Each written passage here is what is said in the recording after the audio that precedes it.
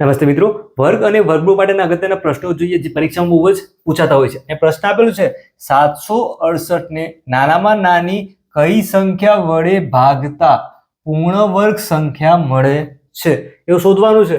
અહીંયા કોઈ એક સંખ્યા આપેલી હશે ને અહીંયા શું કીધું છે? ભાગવાનું છે. કેવી બનાવવાની છે? પૂર્ણ વર્ગ સંખ્યા બનાવવાની છે. સિમ્પલ કરવાનું શું? 768 આવી રીતે લખી દો, એના આવી રીતે ભાગ પાડવાના છે. આવું તમે શીખેલા જશો, ના શીખ્યો તો આપણે એકદમ સરળતાથી સમજીએ. સિમ્પલ જોવાનું શું? સંખ્યા એકી છે કે બેકી? સંખ્યા અહીંયા જો 8 એકમમાં છે એટલે બેકી સંખ્યા કહેવાય. આ સંખ્યાને આપણે 2 થી ભાગી શકીએ. જો તમે ડાયરેક્ટ ભાગાકાર કરી શકો તો ડાયરેક્ટ કરવાનો, અથવા 768 ભાગ્યા 2 કરી દેવાના. બેકી સંખ્યા છે એટલે ભાગમાં અહીંયા જો શેષ શું આવશે? લાસ્ટમાં 0. અહીંયા જે જવાબ આવે છે એને ક્યાં લખવાનો? નીચે. ડાયરેક્ટ ભાગાકાર કરી દેજો. આપણે ખબર પડી ગઈ કે 2 થી ભાગ થાય છે. અહીંયા લખી દો 2. 2 ના ઘડિયામાં 7 લાવવાના છે. આપણે સમજવાનું શું? આવી રીતે લખ્યું છે એવું મનમાં વિચારી લેવાનું. 2 ના ઘડિયામાં 7 આવશે નહીં તો 2 ગુણ્યા 3 6. નીચે 1 બાકી રહેશે, અહીંયા 1. 1 ની બાજુમાં જો આવી રીતે અહીંયા પણ લખીએ જોડે જોડે 2 ગુણ્યા 3 6. 1 ઉપરથી નીચે શું આવશે? તો 6. 16 થઈ ગયા છે. 2 ના ઘડિયામાં મારે 16 લાવવા છે તો 2 8 16. બાજુમાં ઉપરથી શું આવશે? આવી રીતે 16 લખીએ 0. અહીંયા આવશે 8. 2 ના ઘડિયામાં 8 લાવે છે તો 2 ગુણ્યા 4 8. ડાયરેક્ટ પણ લખી શકો, આવી રીતે પણ ગણી શકો છો. ફરીથી બેકી સંખ્યા છે તો ફરીથી 2 થી ભાગ કરો. 3 છે તો 2 એકા 2. 1 બાકી રહેશે ને 8. 2 નવા 18. 4 છે તો 2 ગુણ્યા 2 4.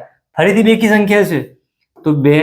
અહીંયા જો 2 ના ઘડિયામાં 1 આવશે નહીં તો 2 સંખ્યા ભેગી લઈએ છીએ 19. તો 2 નવા 18. 1 બાકી રહેશે ને બાજુમાં છે 2 એટલે જો 12 થયા છે એટલે 2 6 12.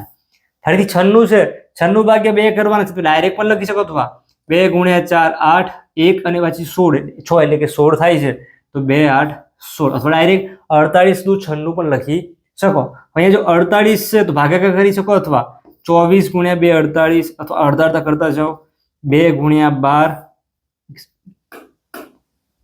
અહીંયા 12 છે. 2 6 12 થશે. 2 ગુણ્યા 3 6. અહીંયા લાસ્ટમાં 2 છે. 3 એકા 3. અહીંયા 2 લખાયું તો 3 એકા 3. જો લાસ્ટમાં અહીંયા શું મળશે? 1 મળવો જોઈએ. તો આજે અવયવ પડે છે કેવા હશે? સાચા હશે. હવે જો આની આપણે જરૂર છે નહીં, આ સમજવા માટે છે. હવે કરવાનું શું? એ શું પૂછ્યું? પૂર્ણ વર્ગ સંખ્યા બનાવવાની છે. ડાયરેક્ટ પણ કરી શકો, આપણે લખી સમજીએ. આ જેટલા અવયવ આપે છે અહીંયા સાઈડમાં લખી દેજો. 1 2 3 4 5 6 7 8 વખત 2 છે તો 2 ગુણ્યા 2. જો 3 વખત 4 5 6 7 અને 8. લાસ્ટમાં આવશે 3. લખી દીધા છે. હવે ભાગવાનું કીધું છે, પૂર્ણ વર્ગ કીધું છે તો વર્ગ ક્યારે થાય? વર્ગ બનાવવા માટે આપણે શું કરીએ? જો 5 નો વર્ગ કીધો હોય તો 5 ગુણ્યા 5 કરીએ. જવાબ મળશે 25. 5 નો વર્ગ થાય 25. અહીંયા બબ્બે ની પેર લઈ લેવાની. 2 ની પેર બને છે, 2 ની પેર બને છે. તો આ 3 ની પેર બનાવી છે તો બાજુમાં જો 3 આવેલો હોવો જોઈએ. તો જોવાનું શું? નાનામાં નાની કઈ સંખ્યા વડે ભાગતા એવું પૂછ્યું છે. તો આપણા બબ્બે ની પેર બનાવી છે આવી રીતે. 2 ની પેર બનાવી છે એટલે 8 હતા એટલે 4 પેર બની ગઈ. 3 બાકી રહી જાય છે તો કરવું શું પડશે? આ જે સંખ્યા છે એને 3 વડે ભાગવો પડશે. તો આપણે જવાબ શું થશે? અહીંયા નાનામાં નાની સંખ્યા વડે ભાગીએ તો કઈ સંખ્યા આવશે? 3. આ શું થઈ જશે? એનો આન્સર થશે. હવે જો આ જ ક્વેશ્ચન થોડો આગળ ટ્વિસ્ટ કરવો હોય, થોડા વધારે વિચારવા માટે આપવું હોય, કરવાનું શું? નાનામાં નાની કઈ સંખ્યા વડે ભાગતા જે સંખ્યા મળે છે પૂર્ણ વર્ગ સંખ્યા કઈ હશે? તો જો આજે 768 આપેલા છે, ઘણા શું કરશે? અહીંયા 3 થી ભાગી દેશે. આ 3 કટ થઈ જાય, આ બધાનો ગુણાકાર કરવા રહેશે. સિમ્પલ. આપણે ભાગાકાર જે અવયવનો ભાગ કર્યો છે એ જ અહીંયા 3 થી ભાગ કરી દેવાનો. 768 ભાગ્યા 3 કરી દો. જે જવાબ આવશે એ કેવો હશે? પૂર્ણ વર્ગ સંખ્યા હશે. તો ભાગાકાર કરવાનું છે. જવાબ કયો આવે છે એ કોમેન્ટમાં જણાવવાનું છે. ખ્યાલ આવ્યો છે? તો આવી તમે એકદમ સરળતાથી સમજી શકો. આગળ જો બીજો ક્વેશ્ચન જોઈએ. અહીંયા શું આપ્યું? 4320 ને નાનાની કઈ સંખ્યા વડે ભાગવાથી પૂર્ણ ઘન સંખ્યા મળે છે?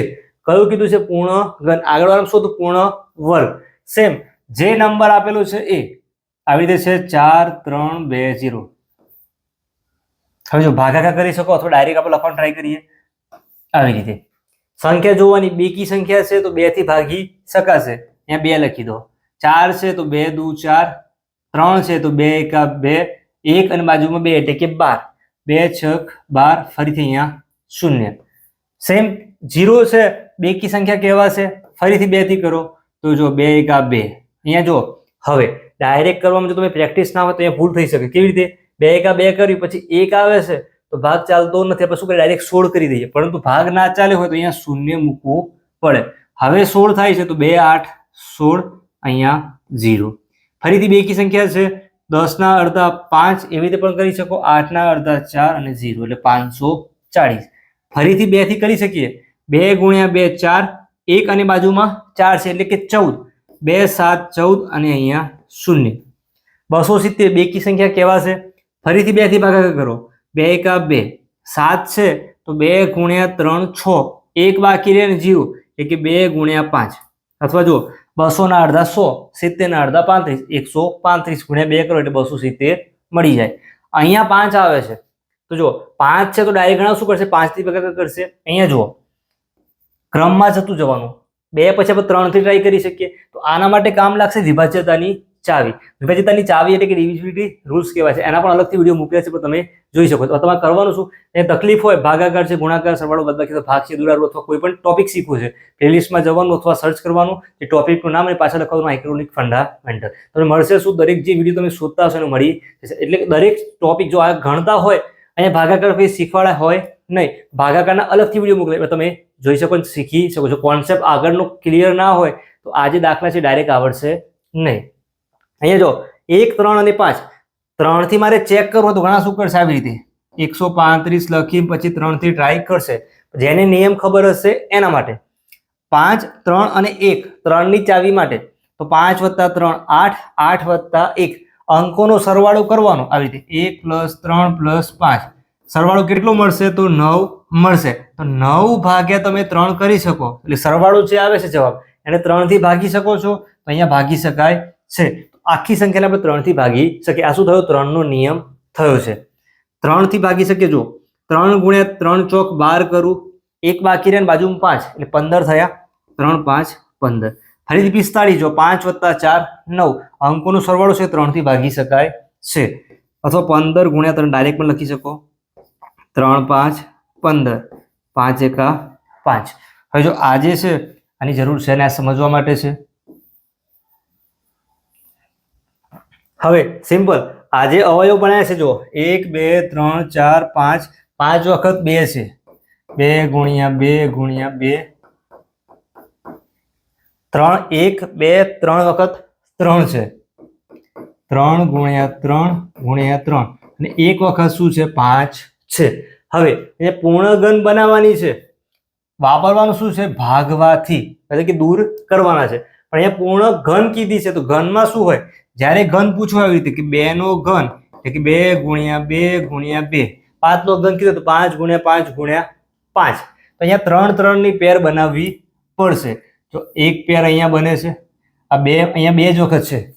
3 જુઓ 3 ની પેર બને છે. અહીંયા બાકી શું રહી ગયું?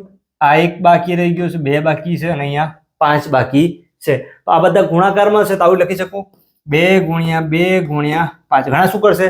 આટલો અડધો વિડીયો જોયો યાદ આવી ગયું મને તો આવડી ગયો, પછી કરશે છોડી દેશે. અહીંયા પછી લાસ્ટમાં કન્ફ્યુઝ થાય.